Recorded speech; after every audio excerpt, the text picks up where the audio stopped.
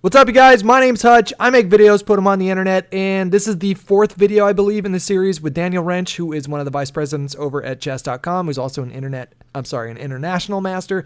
Really good chess player. He's been giving me some really awesome analysis after the end of each game, and it's been great. I've loved doing this series. I hope that you guys are enjoying it as much as I liked doing it. Anyways, enjoy the video. Let me see if I can handle my business here.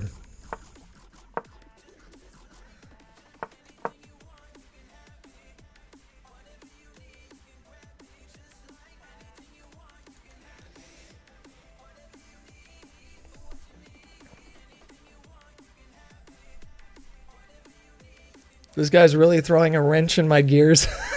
Oh, zing! I like it. It's good. It's very punny. Very punny.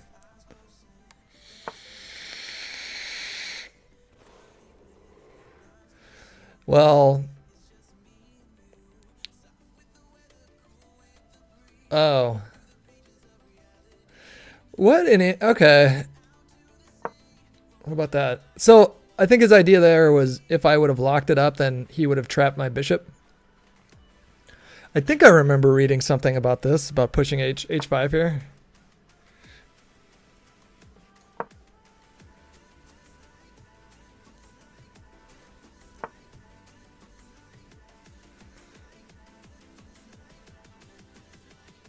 I don't mind. I don't think I mind trading here.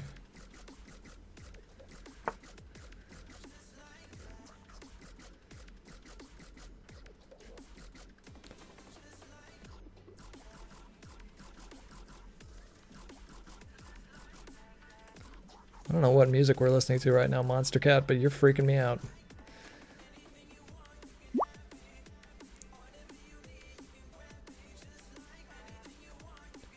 Oh, I can't take. That would be silly, right?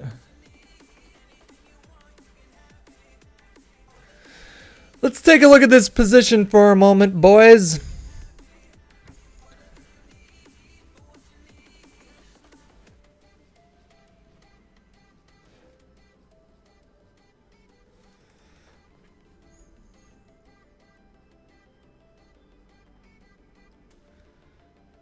Does he really want to trade this down? I'm gonna take it.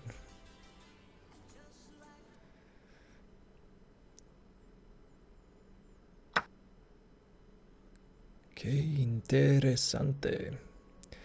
Qué interesante.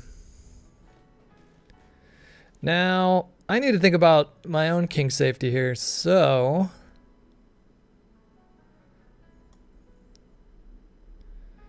we're gonna go over here. Maybe a weird spot to develop, but I don't know.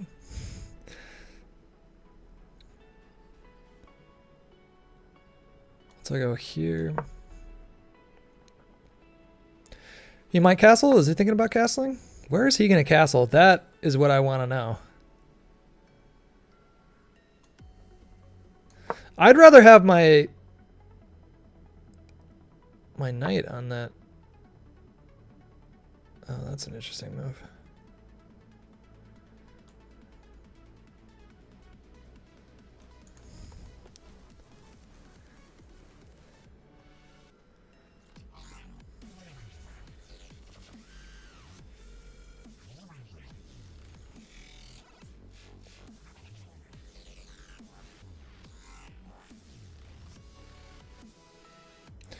All right.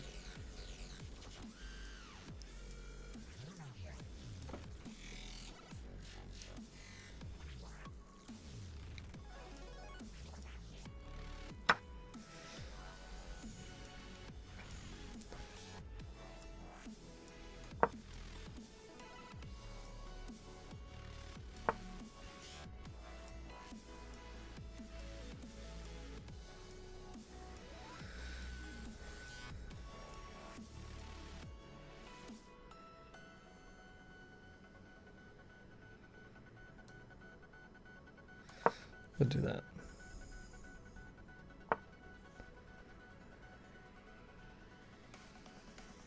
Oh fuck, I'm gonna fucking trap my queen.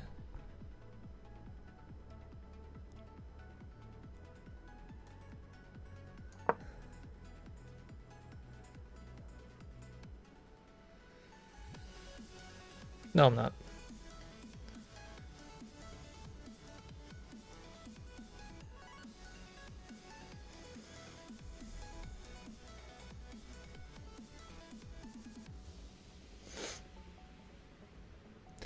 I don't think that this is terrible for me.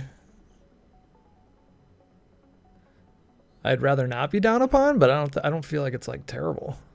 I don't feel like it's insurmountable.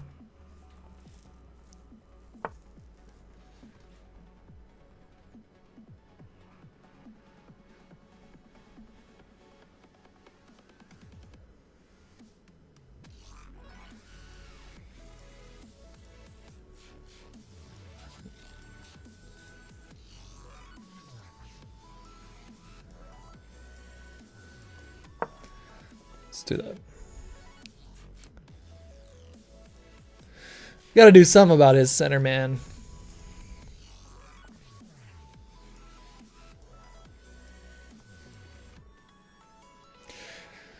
Danny is doing his own commentary, but it's going to be for a VOD, a video on demand, like a YouTube video, I think, or it might live on chess.tv. Oh, he might just push here. That's mildly concerning. Shit.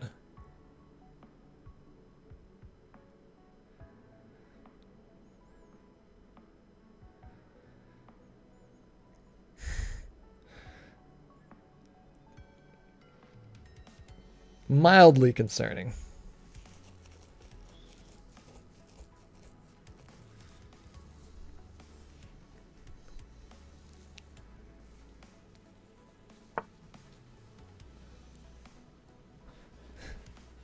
So mean. Such a meanie. Look how cramped I am. Like, look how... What if I just did something fucking crazy?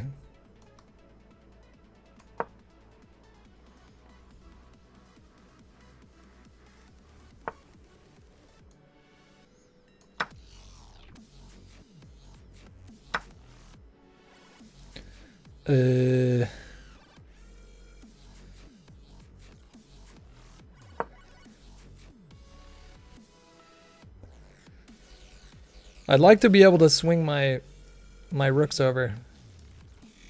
But then this whole situation sucks.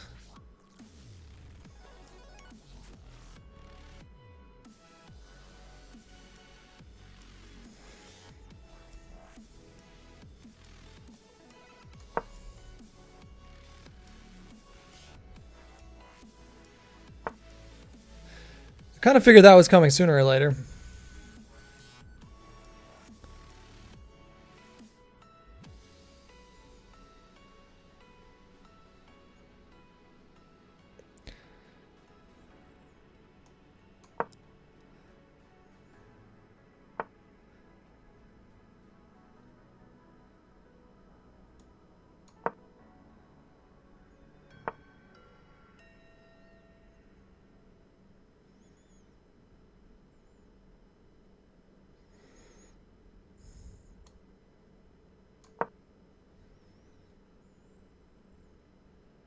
Not good.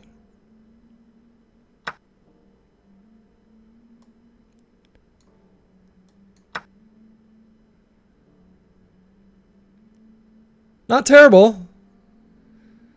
We're defending, just barely.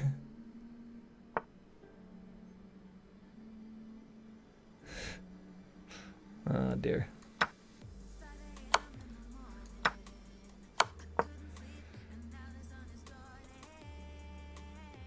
What's he up? He's up 2 pawns? Oh dear.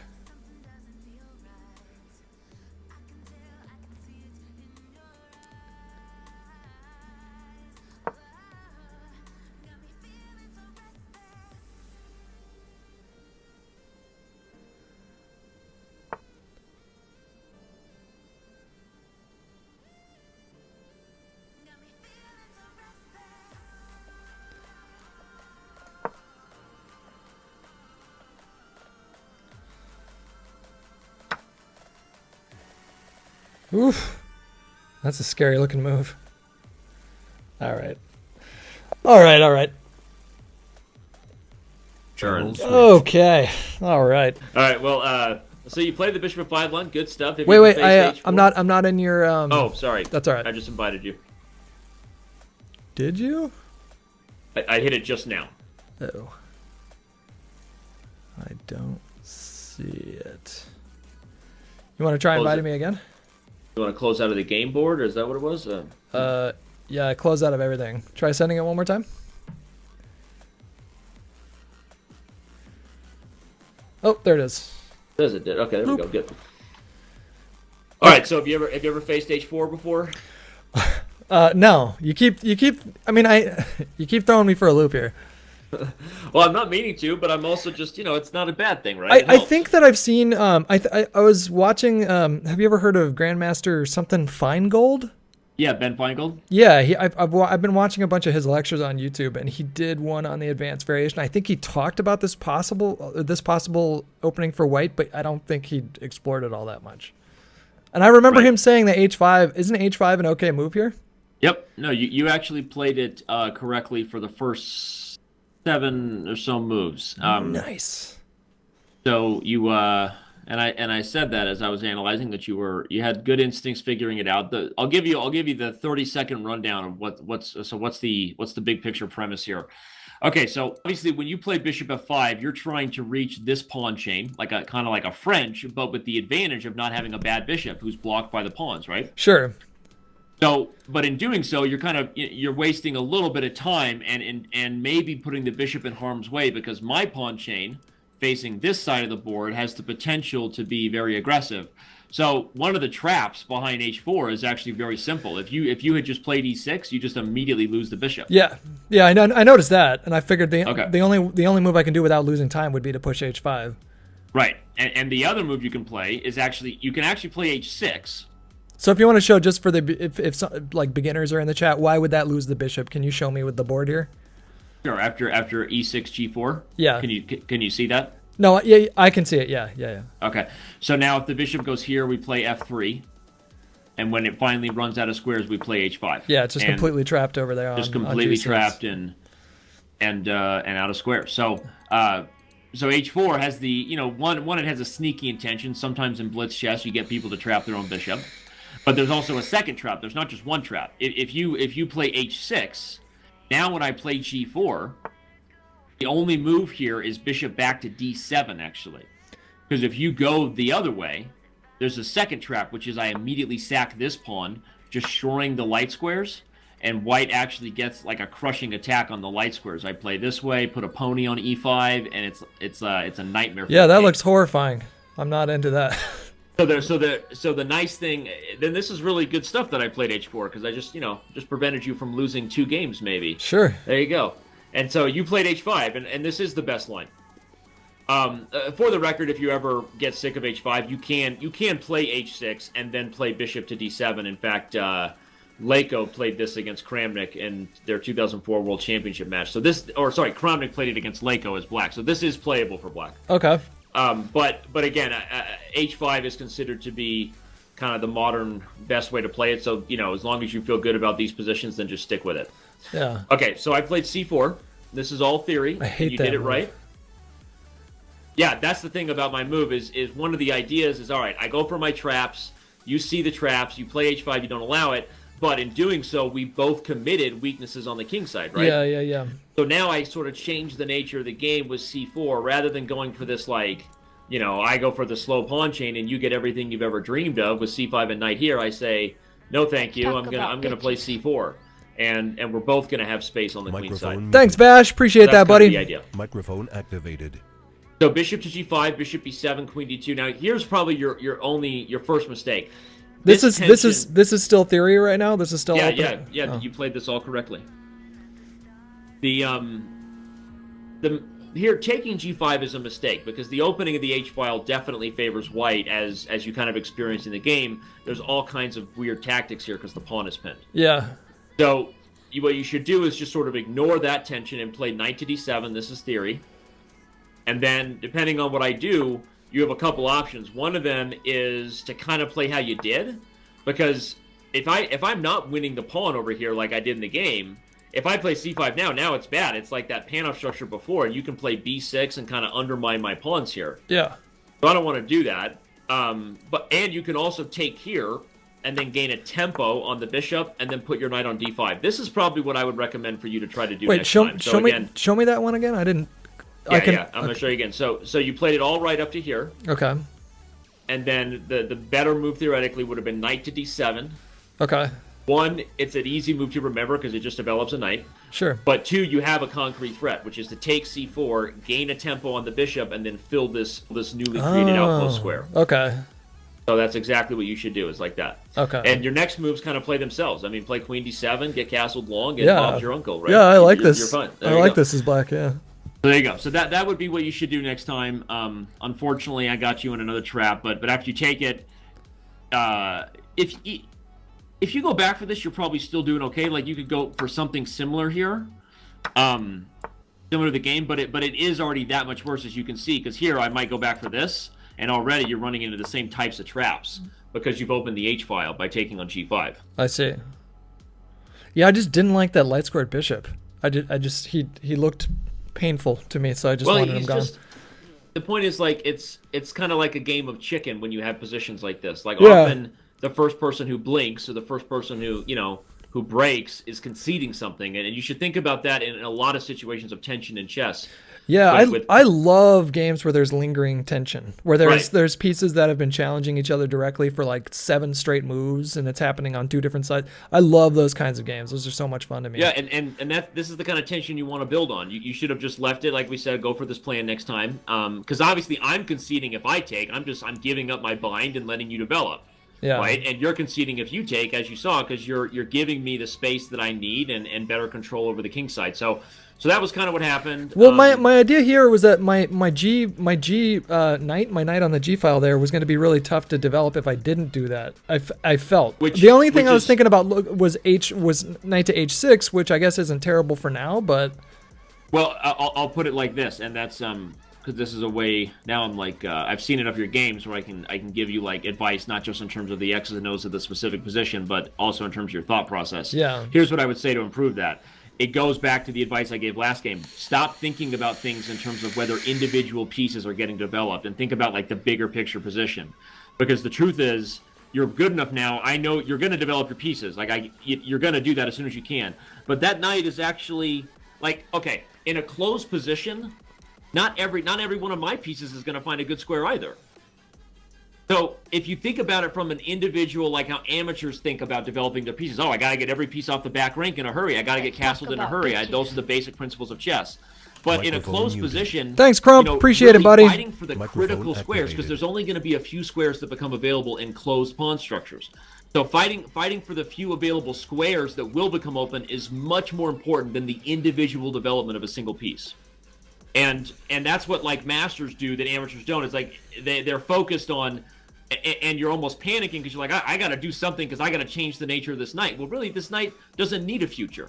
It's actually fine right where it is for now. You might play f6 later. Maybe the knight supports that. Maybe I'll make a mistake and you'll bring the knight from h6 to f5, which, by the way, from f5 you hit d4. Yeah.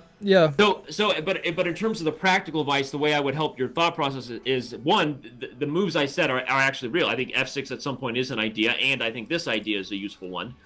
But also, anytime you have a thought where you're thinking about an individual piece needing to be developed, you should then ask, is that the most critical thing for like the overall pawn structure here, for the bigger position? Like, where are the weaknesses? Where are the targets? What is my plan, actually? Yeah. Find the plan and then decide whether or not that piece fits into the individual plan at this moment. I think that's the hardest part for being like a novice player is imagining that long-term plan. Right. And because chess can be so complicated, and so it's really hard to force your brain to consider possibilities like the ones that you're suggesting right now. If you don't have any concept of a plan for the long run, then it really just you're just kind of making moves just to make moves, which is what I end up doing a lot of the times, because I look at a position, I'm like, I have no idea how to improve this, but I have 5 minutes, so I need to make a move right now. Right. Well, I think you do a pretty good job of finding the right plan. I mean, I've actually, I think you've done well having a good feel for the pawn structure, which is actually really key. And that's how I would answer it is, Squares and pawns can't be undone. So how do you find the bigger picture plan in every position? You start with the backbone of the position, which is the squares and the pawns, because those are the only things that can't move themselves back. So at least you know that diagonal is open, that square is available, that file is open, and you should think about, even as you learn opening theory where they tell you exactly what to do, right? Theory that's like 30 moves deep. It should all be based on that kind of thinking, which is what are the permanent aspects of this position I can execute against? Let me develop my plan around that first, and then the pieces will follow. So that's what I would say. Interesting. All right, let's jump into the next game here. Let's do it. Let's do it. 5 and 10.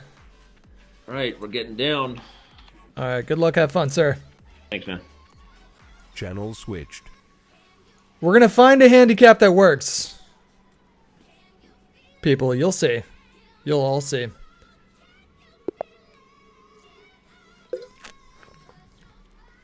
Okay. I don't know anything besides D4 openings, so boom.